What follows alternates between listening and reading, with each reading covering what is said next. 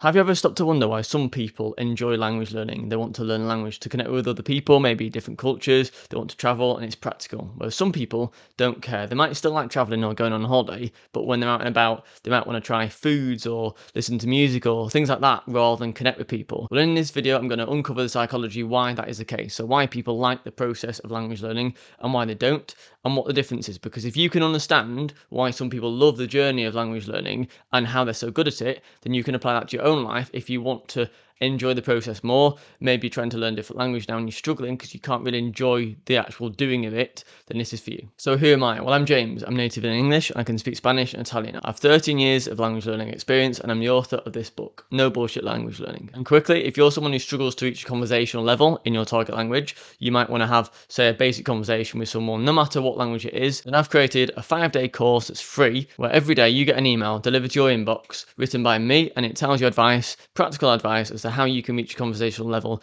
in any language. Anyway, there's a link in the description if you're interested. First point is people who want to learn a language, it starts with an emotional reason. So maybe they've watched a film or they've been traveling and they've seen the family or their other half's family in a different country and they thought, wait a minute, it'd be really good to be able to communicate on a more emotional level with these people. So what happens then is they go home or whatever it is, they download the app on Duolingo, they look for a language course online and then they say, right, I'm going to learn Spanish or Italian or French or whatever target language you want. You start it, then you learn the basics of it, like hello, goodbye, the basic phrases.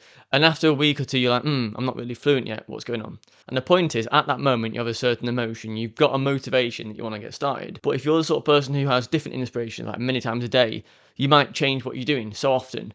So motivation is good to get you started, but then you need systems around your current lifestyle in order to continue that motivation long enough to actually see progress. So that said, what are the actual practical steps to do that, to go from an emotion to actually having a language learning routine in your system that you can rinse and repeat essentially?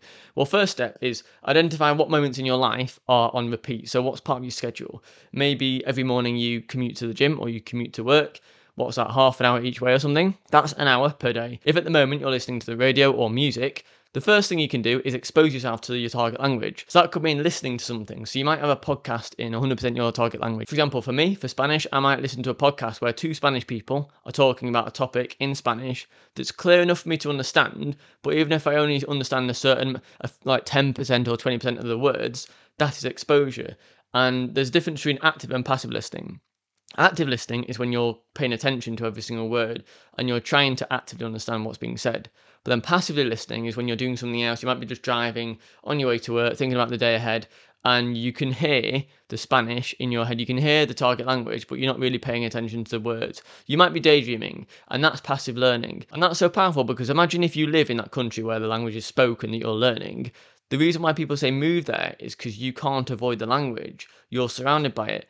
And that's what passive learning is doing. It's getting you as close to living in that language or living in the country as close as possible to that without actually being there. If you're in a taxi or you're in public transport, you'd hear the radio in that language, you'd listen to it. And your brain is super clever because it likes to understand patterns of what's happening. For survival purposes, it wants to know, is there a threat nearby? Let's have a look at what's going on. Your brain likes to uncover patterns. And over time, what happens is your brain understands the intonations, the accents, the different ways of saying things, the rate of speech of different people, and it works out bits of the language without you even having to try. So that's one example of how you can integrate language learning into your lifestyle. Another example is if you've got to spare 10 minutes or 5 minutes waiting for something, maybe you're waiting for the bus or you're in a parked car outside a friend's house waiting for them. There's so many different scenarios where you can be waiting.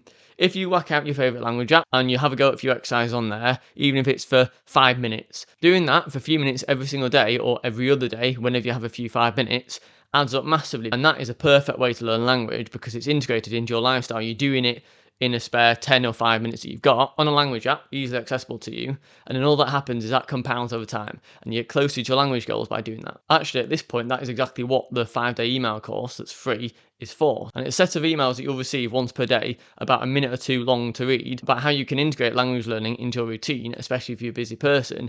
But the main goal is to get you to a conversational level. Not in 5 days, that will be super quick. But it tells you what steps to do and how to do them right now and why, so that in a few weeks or months' time, you will reach a conversational level in your target language. Right, next point. When you're good at something, it feels good and you want to continue doing it because it feels good. That's the most simplest way I can put this next point, but I'll go into it now. So When I first started out doing Italian, I didn't really like it because I was like, this is ridiculous. Now I can speak Spanish and I was thinking Italian will be the same, but I didn't like it and I couldn't be bothered learning it is the honest answer. So the way I overcame this is initially I had the motivation to learn it when I went over to my partner's family in Italy and I sat around the table with them and basically they started speaking Italian and I was like, okay, I can sort of see their emotions on body language and understand one or two words from what they're saying based on my knowledge of Spanish. But I was like, wouldn't it be super good to be able to actually understand what they're saying, considering that they're essentially my family in law, if that makes sense, and it's worthwhile learning their language. So I was like, okay. So then I went back home and I tried learning it. And that motivation, that spark of motivation was great, but then it faded. So I was like, well, if I actually really want to be able to do it for the next time I go and visit, how many months' time is that? Okay, let's work out a time period.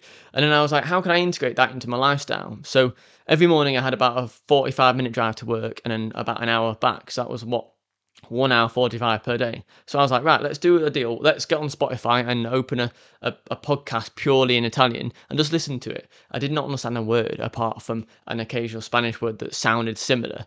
And then I just continued doing that. For about a few weeks or a month, I didn't really know anything, but then subconsciously, when I heard the language being spoken on the street, I understood it. So at that point, I felt excited. So it's a weird feeling when you're trying to learn a language or you want to learn something, and then you hear it out of context. Say you're walking. So I might have been in Manchester walking down the street, and it's quite diverse, a lot of international people in Manchester. And I could hear people saying something, and I knew it was Italian because I've been used to listening to it. And I didn't know what they said, but I was like, I know that. That's Italian. I can tell by the sort of intonations, the accent that they're saying and everything. And that was super useful because then I was like, wait a minute, the actions that I'm taking, the podcast I'm listening to when I'm tired in the morning, I can't be bothered. Times when I can't be bothered, but I still do it anyway as part of my routine. Like if you're brushing your teeth or having a shower, sometimes you just can't be bothered doing that, but you have to keep hygiene and everything. It's part of your life basically.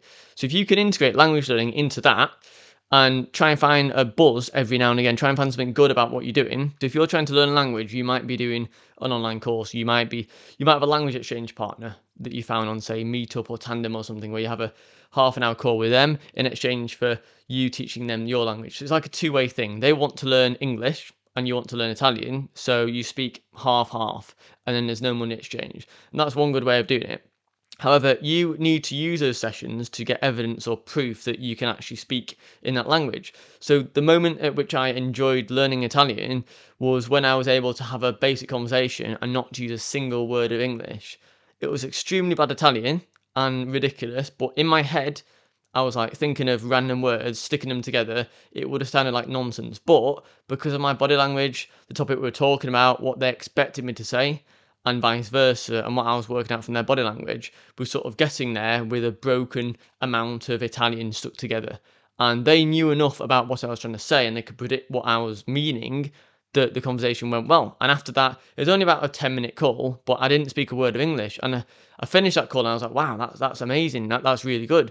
And at that point, I realised, wait a minute, I don't dislike learning Italian. I just dislike being bad at something or being bad at speaking a language. And that's what I've discovered a lot of people don't get to that point with. So a lot of people try and study a language and at school they try and study it, they get a bad grade and they think, it's not for me.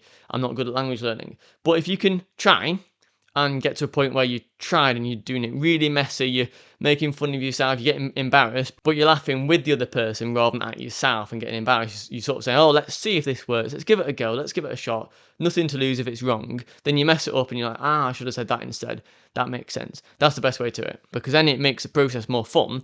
And if you enjoy doing it, it's like playing a game. No one's going to force you to play a game. You're gonna game when you feel like it, or if you want to do fitness or a hobby. No one's forcing you to go out and do a bit of gardening or whatever if that's what you're into.